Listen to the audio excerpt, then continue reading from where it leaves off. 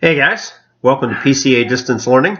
This is American History, Chapter 28, Truman, Neither War Nor Peace. This is Lesson 136, Problems in Europe. I hope everybody is hanging in with the enforced isolation. Great chance to listen to some music, catch up on a few B-grade movies, text and FaceTime with your friends. I've got the Chapter 2 and Chapter 3 exams graded, and I'll tackle the Chapter 5 exams on Monday. Certainly the first two sets on World War II went quite well indeed. All right, let's get into the world of Harry Truman and the beginnings of the Cold War. We'll start with what is going on in Germany, and we'll begin with the Potsdam Conference. Potsdam is a suburb of Berlin, and there'll be a summit meeting there in July of 1945. Now, this is not the same three leaders that met at Yalta. We have Stalin representing the Soviet Union. We have the obvious change in the United States with Roosevelt dead and Truman replacing him. For the first day or so of the conference, we have Churchill representing Britain, and then he gets the news that he is unelected. God bless, that seems awfully cold, that the British people watch this guy win World War II and promptly unelect him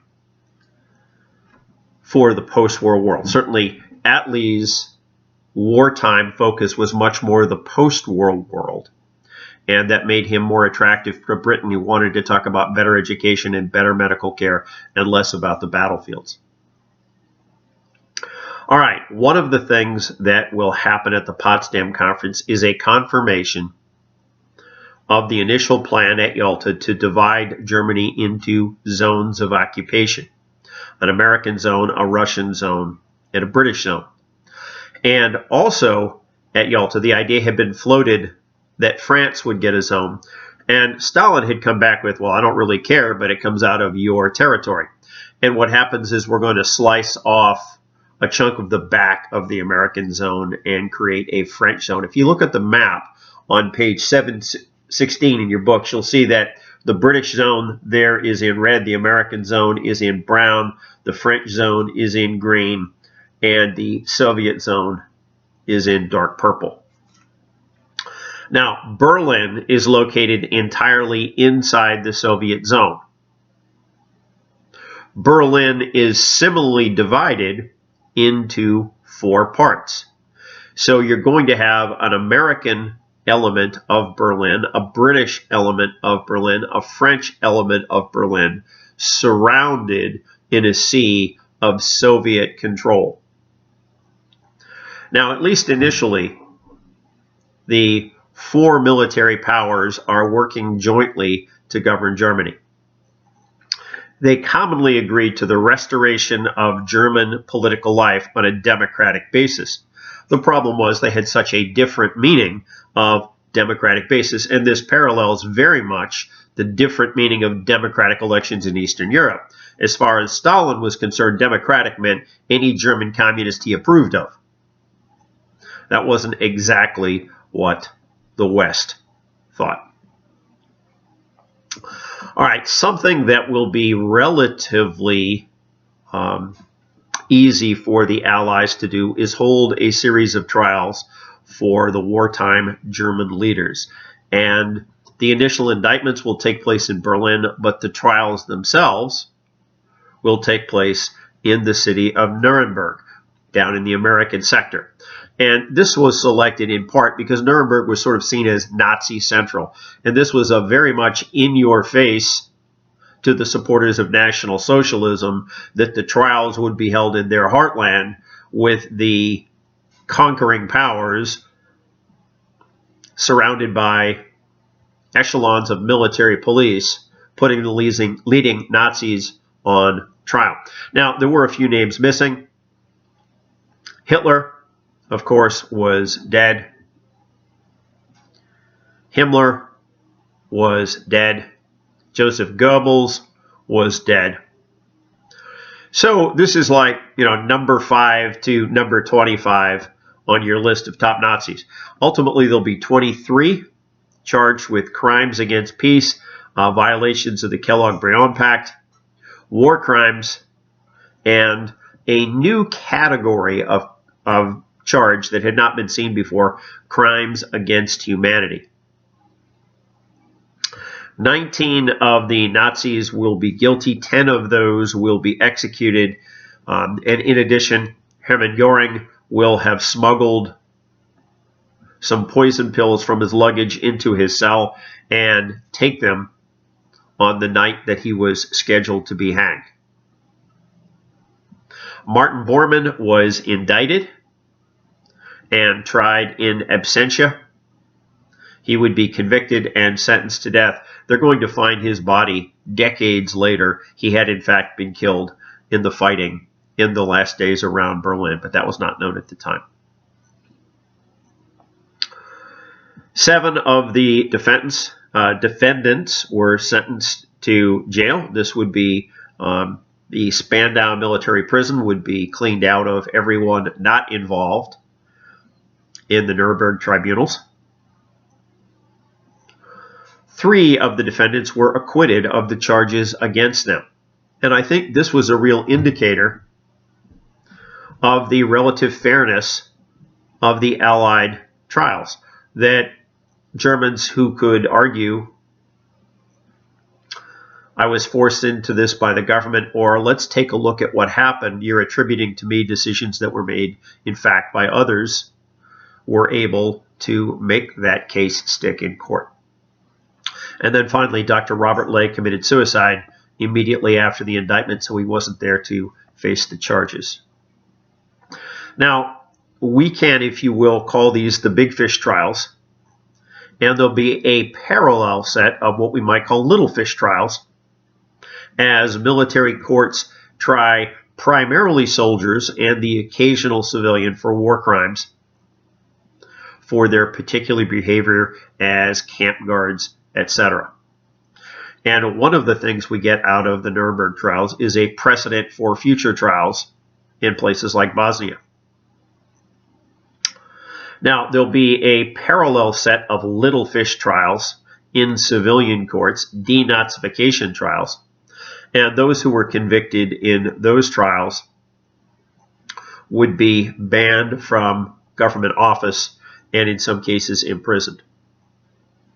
Later on, the Allies will impose a similar series of trials on Japan, where General Hideki Tojo, the prime minister who launched World War II, certainly the bombing of Pearl Harbor against the United States, and 6 of his key associates will be executed. Some 4,000 Japanese would go to jail, and some 400 members of the Japanese military will be executed.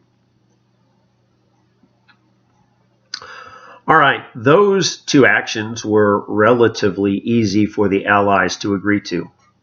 Now, what we're going to see is that subsequent events are not going to be so smooth.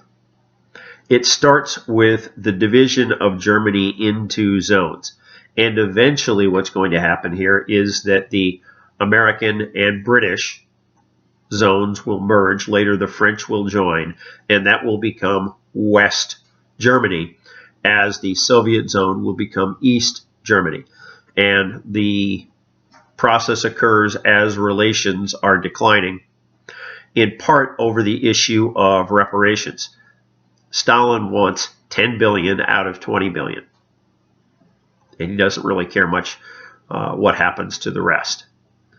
And the Allies are concerned that this reparation schedule will do to Germany what World War I reparations did to Germany, that is, lay the seeds for the next German war another 2 decades down the line. The British and American zones will be merged for economic purposes. Neither Britain nor America is taking much in terms of property out of their zones. They will come up with the incredibly complex and sexy name Bizonia. They must have thought about that for 3 or 4 seconds. The French at this time are waffling whether or not to support the Americans and the Brits or the Soviets, because the French very much want to punish Germany, and they would very much like to snatch and grab stuff out of their zone in Germany.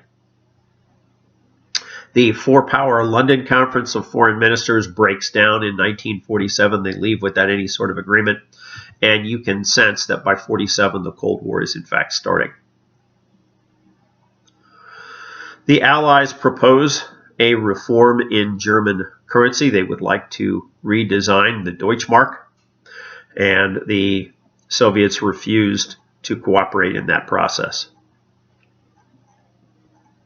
The French make their decision to throw in with the British and the Americans and decide to combine their three zones into a single operations unit with this common new currency, the Deutschmark, in March of 1948.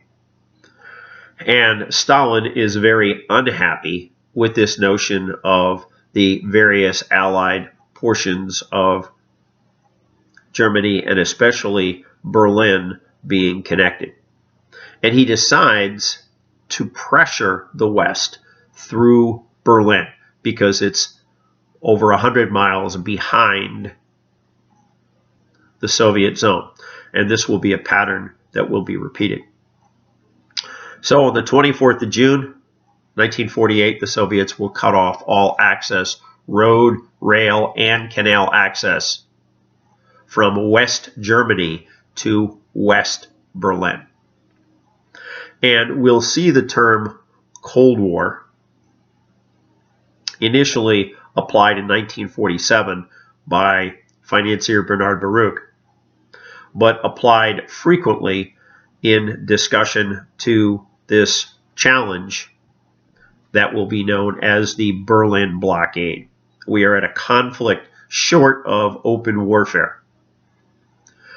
Now, what are we going to do about the fact that the people of Berlin at this point have no power, have no heat, have no coal, have no food, have no medicines, and the Soviets are determined to make sure they're not going to get any? Well, one idea is to take a very large armored convoy and roll it through East German territory down the Autobahn until you get to Berlin. The minor problem with that is known as the Red Army, which is rather large. Harry Truman makes the initial decision, we are going to stay, period, almost immediately. The specific methodology takes a little bit more thought. And then the recognition is, in World War II, we moved a lot of stuff by air power. In fact, we flew stuff from British Burma over the Himalayas to support Chiang Kai-shek. And certainly flying across Germany might be a little foggier, but it's sure a lot more flat. Don't we have the air power to make this happen? And so the Western counter to the Soviet Berlin blockade is going to be the Berlin airlift. And this huge airlift will involve several 100,000 flights over a 10-month period that will carry over 2 million tons of supplies. They put the coal in duffel bags to keep little bits of coal dust from fouling up the aircraft. Now, kind of a neat story here is in Christmas of 1948. This thing's been going about 6 months. Families in Berlin are living on sort of minimum rations, and electricity is rather intermittent, and the parents have very little shopping opportunities. So the kids are looking at a pretty grim Christmas. And one of the Air Force pilots named Gail Halverson comes up with the idea of bringing a load of candy and toys in his transport plane. And in the window between where he crosses from East Germany to West Berlin, and when he actually touches down at the airfield, he starts throwing out Hershey bars, packs of cards, little dolls. In some cases, the heavier items actually had homemade parachutes made out of men's handkerchiefs. And these were collectively known as the candy bombers. As the press got behind this idea and more people began collecting and sending stuff to Halverson, and more pilots began participating in this. So the kids would walk to school and it's like, oh, here's a Hershey bar. Okay, here's a pack of cards. All right, here's a doll. Here's another Hershey bar. And the kids got some sort of Christmas out of it. As the Berlin airlift went along, they got faster and faster at doing this. Eventually, they're landing one flight every 3 minutes in West German airfields. And the point will come right around Easter of 1949 that the air deliveries through the Berlin airlift on a daily basis will exceed the combined road, rail, and canal deliveries over land before the airlift started. And at that point, the Soviets sort of understand the game is over, they've lost. The West proved able to protect the citizens of West Berlin, despite the Soviets' best efforts. And Stalin looks like the bad guy. I mean, literally, he's cutting off baby food and heat for little kids. And he always looked like an ogre during the entire process, and now he looks like an incompetent ogre. And he will choose to reopen Berlin a month later in May of 1949. So for propaganda purposes, the Berlin airlift smashes the Berlin blockade and makes the West look vastly superior in this particular round of the Cold War. I think on 7/17, you've got a flight of kids standing at the top of a ruined building, and over the top you see a supply aircraft, big 4-engine transport plane flying over and preparing to land. Now, very shortly after the conclusion of the Berlin airlift, we are going to see the Americans, the British, and the French joined by the 3 Benelux countries, Belgium, Netherlands, Luxembourg, in approving a German constitution, what will be known as the Basic Law, on the 12th of May, 1949. And we are going to proclaim the Federal Republic of Germany just about 2 weeks later. And this will be commonly known as West Germany. And West Germany plus West Berlin will be aligned with the Western powers. West Germany will pick up limited autonomy in the fall of that year. They will control most things with the exception of military and defense policy, which will still be in the hands of the Allied powers. The Soviets choose to follow suit about 5 months later, and they create the German Democratic Republic, commonly called East Germany. And East Germany, which is made up of the former Soviet zone, will become a Soviet satellite state like Czechoslovakia and Poland and Hungary and Romania and Bulgaria. West Germany will gain full sovereignty from the Western powers in 1955. So it would take about 6 more years. Now, we want to recognize how important the Berlin blockade was to the creation of a West European military alliance. We will call the agreement the Atlantic Pact. We will call the alliance NATO, the North Atlantic Treaty Organization. I think on 7/18 you have a map of NATO. Interesting map because it has something of a polar focus, and the color scheme is a little weird. The West in gold, the Soviets in purple. Come on, can we use blue and red? I mean, it's like a Civil War map, right? That should be blue and gray. We know what colors each team is supposed to represent here. Initially, we have the Americans plus the Canadians, the British, the French, the Belgians, the Luxembourg, Netherlands, Italy, Portugal, and Norway working out on the Allied side. And I think that should be 10 nations. And later on, we're going to see Greece and Turkey and the West German government join in. And later, we're going to have a vast expansion when a number of the former Warsaw Pact states will join in. NATO will reach 28 member nations by 2017, and 22 more countries that join the entryway program known as the Partnership for Peace.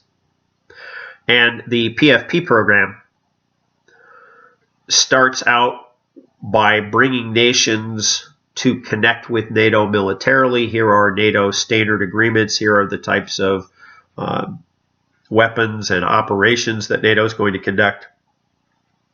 And secondarily, there's an aspect of governmental democracy. Are there securities for the rights of minorities, etc.? So some nations that have applied, I think Slovakia stands out as a nation that met the military characterizations, but their politics were less than fully democratic, and so they were rejected for NATO membership.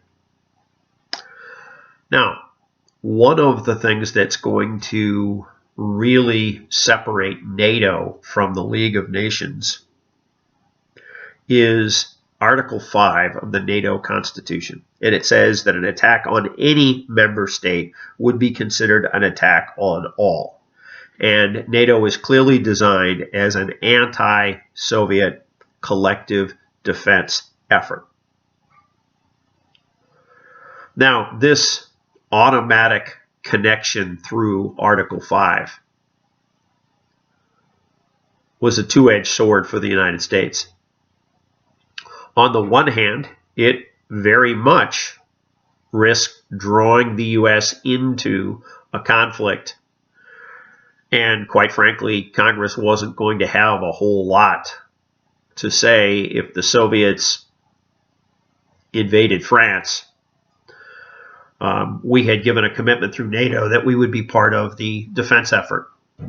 So Congress's vote was somewhat sold in the future. This is very much opposite to the perspective of Henry Cabot Lodge during the League of Nations ratification back in 1919 and 1920.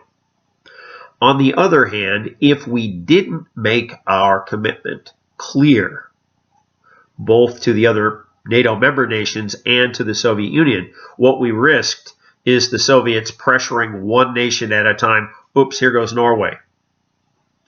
Oops, here goes the Netherlands. And that we could lose these one after another after another. The Senate would ratify this 82-13. So it's a clear majority of over 80%. Constitutionally, Congress was still going to have to approve the decision. It would have taken some unusual circumstances to not approve any fight that comes out of an attack on a NATO member. All right, let's look briefly at the structure of NATO. It begins with its command structure, the North Atlantic Council, the NAC. And they have their political headquarters in Brussels. In Brussels, each member state maintains an ambassador. They share a large headquarters building so that they can meet on a very short notice. I've only had one chance to visit the NAC. When I was there, I had the waffles. God bless. You know, we have Waffle House. We have IHOP. We don't have a clue what waffles should taste like. The Belgians understand waffles. I mean, this is a gift from God. This is in the coffee class. If you go there, try the waffles. You will not be disappointed. Okay, under the North Atlantic Council, we have the Supreme Headquarters Allied Powers in Europe, SHAPE headquarters. Initially, this is in Paris, France. Now, the French are going to get uppity at some particular point. We're going to have to relocate, and we will move to Mons, Belgium in 1968. Now, in charge of SHAPE will be SAC-EUR, Supreme Allied Commander Europe. Now, who do we haul out of the closet to give this job to? Who knows something about, say, taking a large multinational military organization and, say, conquering Europe? General Dwight Eisenhower from World War II. So he is going to be the first SACEUR, and he is going to get a mix of forces provided by the various member states, the Americans and the Brits being some of the early heavy hitters. Traditionally, the U.S. commander who takes the job of SACEUR also has command of the U.S. European Command, EUCOM, which would be headquartered in Stuttgart, Germany. So several days a week, he would run all American forces of all services, and then he would also serve to coordinate the activities of the NATO member nations through SHAPE headquarters under the direction of the North Atlantic Council.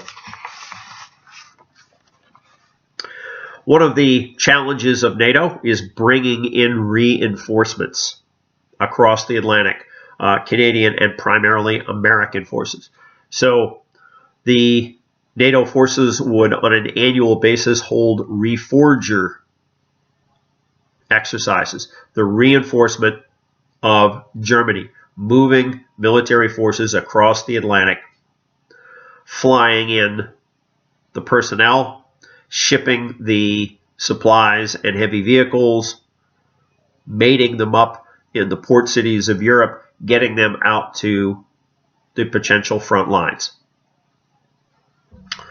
All right, let's take a look as we finish today at the election of 1948. The Republicans at this point are rather optimistic.